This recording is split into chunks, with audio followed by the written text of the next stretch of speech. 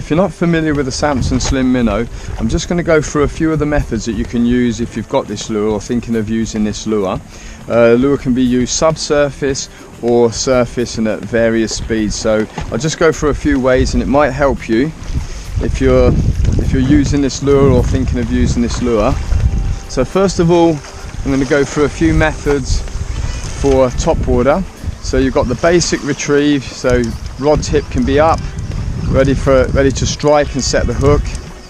As the lure gets closer in, you want to drop the rod tip. So you don't really need to do a lot on this retrieve.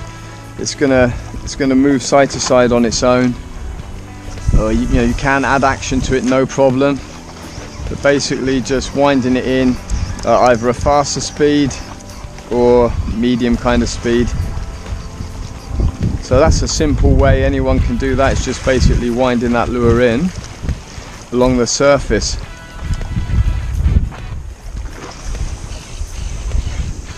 Next way is just using the rod tip as well and just varying the speed. So you're pulling up on the rod tip and then slowing down, pulling up and slowing it down, just making a lot of splash along the surface. So this is just going to vary that speed a little bit. So depending on what you're fishing for, you're going to decide on what speed or try some different speeds. If you're fishing for rooster fish or tuna, it's going to be a faster retrieve. Perhaps jacks, it's going to be a little bit slower, working on splashing it, slowing down and just working it with that rod tip.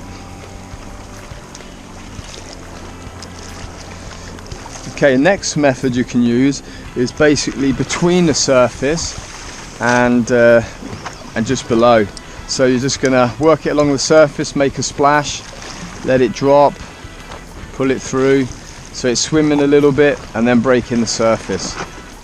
So this is quite good over shallow reefs and areas where you want to make a bit of a splash and also show the lure swimming for fish that like to take that lure when it's actually subsurface. Okay, the next method's going to be subsurface. So you're going to count down a couple of seconds depending on how deep you want that lure to go and just use little taps of the rod tip, winding up the slack so it gives it that erratic, injured fish effect. So if you can see it as it's coming in there.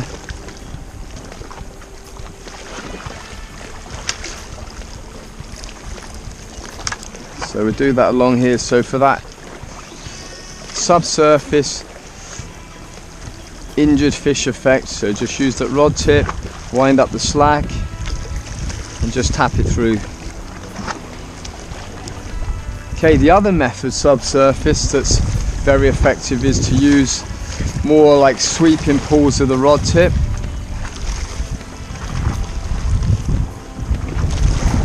So wind up the slack, pull it through fairly hard and you get that fleeing fish effect.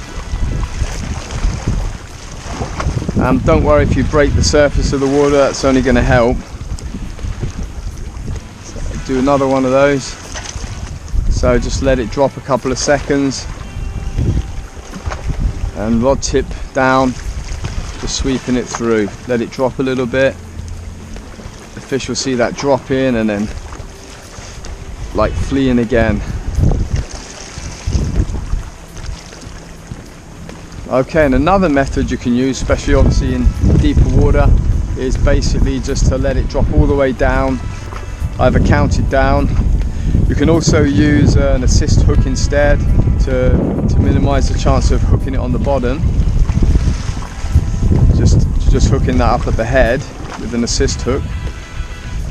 I've got a treble on the back here, but you've got that option. So once it's as deep as you want, just use either little taps or those harder sweeps, 1 or 2 taps, and just bring it through. It's obviously good if the fish are down deep and you want to work all the way through the water and see where the fish are.